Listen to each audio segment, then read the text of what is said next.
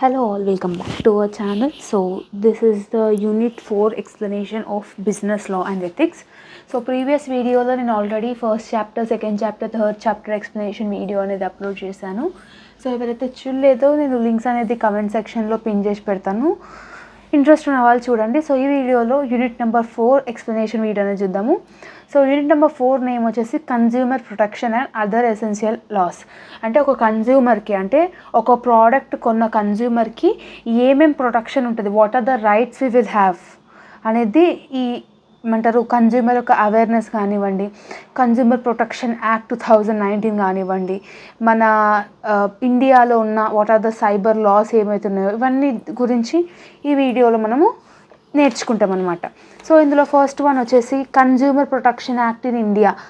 దీని గురించి important question అనమాట. ఈ కన్జ్యూమర్ ప్రొటెక్షన్ అనేది ఏంటంటే, కన్జ్యూమర్ ప్రొటెక్షన్ అంటే ఏంటంటే it's a type of protection which is provided to consumer against the effect of malpractices of the marketers and firms and the social evils such as corruption, ill treatment, exploitation, unhygienic working condition and deceitful market practices, and including black marketing, overcharging, misguide by advertisement, mislabeling, misuse of trademarks, patents, etc.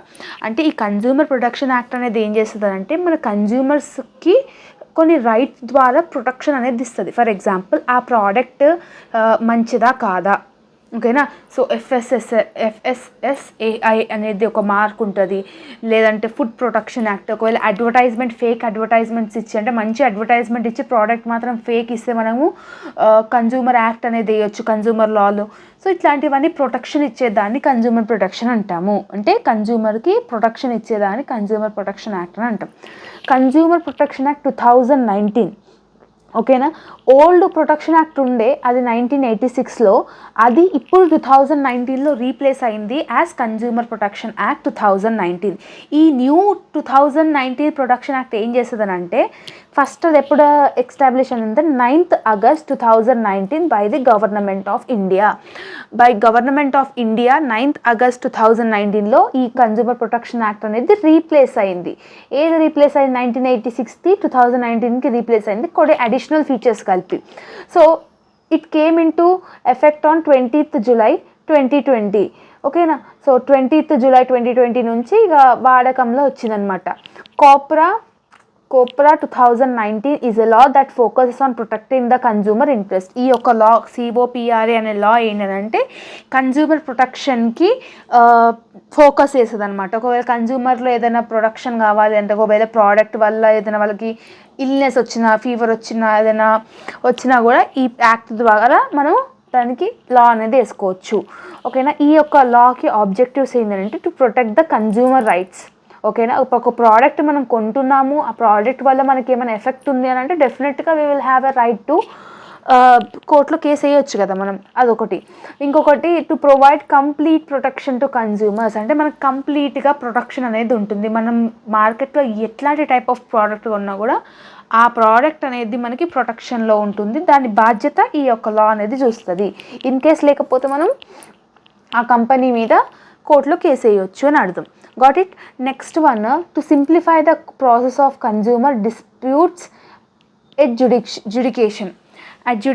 So ఇక్కడ ఏమంటున్నాడు, కన్జ్యూమర్కి ఇంకా ఏమైనా ప్రాసెస్లో కానీ, ఒకవేళ ఆ లా లేదా ప్రాసెస్లో కానీ ఏమైనా డౌట్ వచ్చినా కూడా ఇక్కడ ఈ లా ద్వారా వాళ్ళకి బెనిఫిట్ ఉంటుంది. ఎవరైతే కన్జ్యూమర్ ఉన్నారో వాళ్ళకి బెనిఫిట్ ఉంటుందని అంటున్నాడు, ఓకేనా. So next, consumer protection councils. అంటే ఇక్కడ what are the functions about consumer protection councils. అసలు ఈ కన్జ్యూమర్ ప్రొటెక్షన్ కౌన్సిల్ అంటే ఏంటంటే, వేరియస్ ఆర్గనైజేషన్స్ లోకల్గా కొన్ని ఎస్టాబ్లిష్ అయినాయి కన్జ్యూమర్ ప్రొటెక్షన్ కోసం.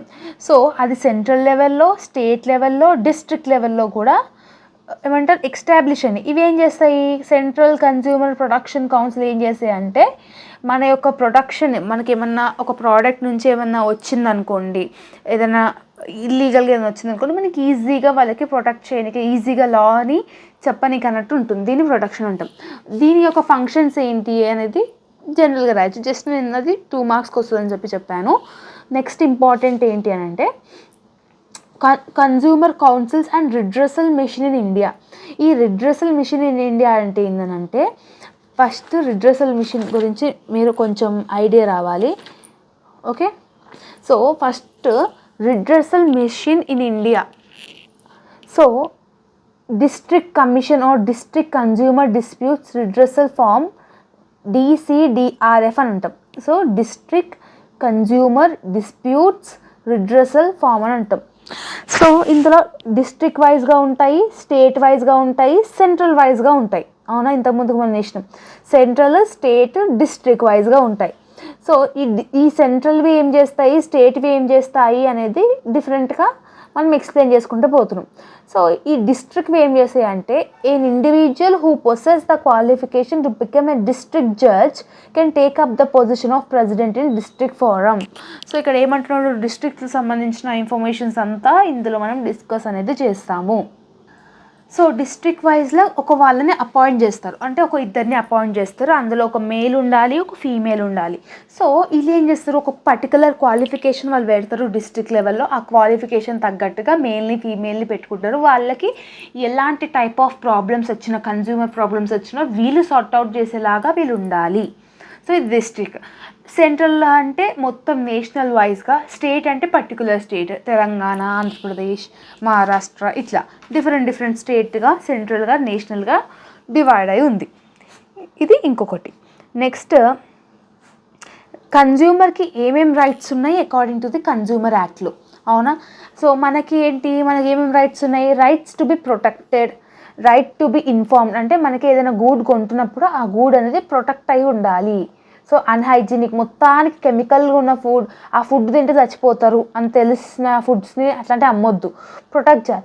ఇన్ఫర్మేషన్ అంటే మనం ఒక ప్రోడక్ట్ కొంటున్నాం అంటే ఆ ప్రోడక్ట్ సెల్లర్ మనకి పూర్తిగా ఇన్ఫర్మేషన్ ఇవ్వాలి. నేను ఇవ్వను, నీకు ఇష్టం ఉంటే కొంటే కొనవచ్చు, లేకపోతే లేదని అన్నాడు అనుకో, మనం లాలో అంటే కోర్టులో కేసు వేయచ్చు.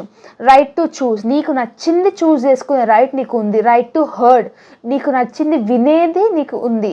నెక్స్ట్, సీక్ రిడ్రెసల్, అంటే నీకు ఏదైనా ఒపీనియన్ తీసుకోవాలన్నా కూడా దీనికి తీసుకునేటట్టు ఉంది. Right to consumer awareness, so నీకు ఏమన్నా కన్జ్యూమర్ అంటే లాకి సంబంధించిన ఏమైనా తెలియకపోతే నీకు అది తెలుసుకునే అవేర్నెస్ యొక్క రైట్ అనేది నీకు ఉంటుంది. సో ఇట్లా డిఫరెంట్గా మనం జనరల్గా మనకి ఏమేమి రైట్స్ ఉంటాయో అవి రాసి సరిపోతుంది. ఓకే, సో నెక్స్ట్ ఇంపార్టెంట్ అంటే మోస్ట్లీ కన్జ్యూమర్ గురించి అయితే ఒకటి అడుగుతాడు, కన్జ్యూమర్ యాక్ట్ ఒకటి అడుగుతాడు. నెక్స్ట్ ఇంకొకటి ఏంటంటే కన్జ్యూమర్కి ఇంకా what are the different types of consumer acts, మళ్ళీ ఇట్లాంటివి క్వశ్చన్స్ అయితే బాగా అడిగే ఛాన్స్ అయితే ఉంది. నెక్స్ట్, ఇంటలెక్చువల్ ప్రాపర్టీ రైట్స్, ఇది కూడా ఇంపార్టెంటే. ఇంటలెక్చువల్ ప్రాపర్టీ రైట్స్ అంటే ఏంటంటే దీన్ని మనం IPR అంటాము. సో ఈ IPR అనేది ఏంటంటే ఒక టాంజబుల్ ప్రాపర్టీకి, ఓకేనా. So when writers, investors and artist create a tangible property by transforming their ideas, then it is regarded as a intellectual property. So ఒక ప్రోడక్ట్కి కానీ, ఒక కనిపించే ఏదైనా దానికి మనం సెక్యూరిటీ ఇచ్చి వర్క్ ద్వారా లాలో కానీ ఇట్లాంటివన్నీ ఉంటే దాన్ని మనం ఇంటెలెక్చువల్ ప్రాపర్టీ అంటాము. ఫర్ ఎగ్జాంపుల్ ఫస్ట్ వన్ ఇందులో కాపీ రైట్స్ ఉంటుంది. కాపీ రైట్స్ అంటే ఏంది, నీ వర్క్ని, ఇప్పుడు నేను ఈ వీడియో చేస్తున్నాను, ఈ వీడియోని యాజ్ ఇట్ ఈస్గా వేరే ఛానల్ వాళ్ళు ప్రొవైడ్ చేస్తే what are the benefits, original work నేను చేసినాను, కష్టపడ్డది నేను, సింపుల్గా వాళ్ళు కాపీ కొడుతున్నారు, then what right I will have a copyright act because my work are copying by others. Who is copying, నేను కాపీ రైట్ క్లెయిమ్ అనేది చేసుకోవచ్చు, అది కాపీ రైట్. ట్రేడ్ మార్క్ అంటే ఒక పర్టికులర్ లోగో పెట్టుకోవడం, అవునా. సో ఈ ట్రేడ్ మార్క్ అనేది ఏంటంటే నీది, ఇది ఈ ప్రోడక్ట్ అంటే నీది. ఇప్పుడు అమెజాన్కి ఒక లోగో ఉంటుంది, ఇన్ఫోసిస్కి ఒక లోగో ఉంటుంది, విప్రోకి ఒక లోగో ఉంటుంది. ఇట్లా డిఫరెంట్ ట్రేడ్ మార్క్స్ అనేది ఉంటాయి కదా ప్రతి ఒక్క కంపెనీకి, అది ట్రేడ్ మార్క్. పేటెంట్ యాక్ట్ అంటే ఫర్ ఎగ్జాంపుల్ నేను ఒకటి కొత్తగా ఇన్వెంట్ చేసినాక నేను దాన్ని ఏం చేయాలి, పేటెంట్ రైట్ తీసుకోవాలి. అంటే ఫ్యూచర్లో నా వర్క్ని, నా ప్రోడక్ట్ని ఎవరైనా కాపీ కొడితే నాకు అప్పుడు కాపీ రైట్ యాక్ట్ వేసుకునే ఛాన్స్ అనేది ఉంటుంది, ఆ ఫెసిలిటీ అనేది నాకు ఉంటుంది. When you will take patents అట్లయితేనే ఉంటుంది. Next, the geographical indication of goods act అంటే కొన్ని ప్రోడక్ట్స్కి జియోగ్రాఫికల్ ఇండికేషన్స్ ఉంటాయి. సింపుల్గా చెప్పాలంటే Mysore sandal soap, okay, and khadi saris, Gadwal saris, ఇట్లా డిస్ట్రిక్ట్ని ఒక పర్టికులర్ నేమ్ని బట్టి ఆ ప్రోడక్ట్కి హైలైట్ ఇవ్వడం, అట్లాంటి దాన్ని జియోగ్రాఫికల్ ఇండికేషన్ ఆఫ్ గూడ్స్ అని అంటాం. అండ్ ద లాస్ట్ వన్ వచ్చేసి డిజైన్ యాక్ట్. డిజైన్ యాక్ట్ అని అంటే నీ యొక్క డిజైన్ని వేరే వాళ్ళు కాపీ కొట్టకుండా చూస్తారు. ఇప్పుడు ఫర్ ఎగ్జాంపుల్ ఇంతకు ముందుకు వీడియోస్లో మనం ఆల్రెడీ చెప్పి ఉన్నాను. సో అమెజాన్, ఒక్క నిమిషం, అమెజాన్ది ఒక లోగో ఉంది. ఇప్పుడు అమెజాన్ లోగో తీసుకొచ్చి నా ఛానల్కి అయితే పెట్టుకోలేను కదా. సో అట్లా వేరే వాళ్ళ లోగోని నువ్వు తీసుకోకూడదు అనమాట, అంటే యూజ్ చేసుకోవద్దు. సో నీ యొక్క డిజైన్ అనేది యూనిక్గా ఉండాలి. Okay, so this is the 5 types of 5 laws relating to intellectual property rights. Okay, నీ యొక్క డిజైన్ని కానీ, నీ యొక్క వర్క్ని కానీ, నీ యొక్క గూడ్స్ని కానీ ఎవరైనా కాపీ కొడితే నీకు ఇంటలెక్చువల్ ప్రాపర్టీ రైట్స్ అని అంటాము. Got it. So next important వచ్చేసి సైబర్ లా. సింపుల్గా చెప్తాను, సైబర్ లా అంటే ఏంటంటే, ఈ సైబర్ లా అంటే ఏంటంటే ఇంటర్నెట్తోని యూజ్ చేసినప్పుడు మనకేమైనా rules and regulations related to the use of internet. ఒక ఇంటర్నెట్ని మనం యూజ్ చేసినామంటే కొన్ని రూల్స్ అండ్ రెగ్యులేషన్స్ మనం పాటించాలి. సో ఇల్లీగల్ బిజినెసెస్ అవన్నీ చేయొద్దు, దానికి ఏమంటాము, సైబర్ లా అంటాము. సైబర్ లాలో ఏంటంటే, ఇప్పుడు ఫర్ ఎగ్జాంపుల్ నువ్వు ఒక జాబ్ అని చెప్పేసి ఫోన్లో చూసినావు, వాడు నేను పేమెంట్ చేయమని చెప్పినాడు.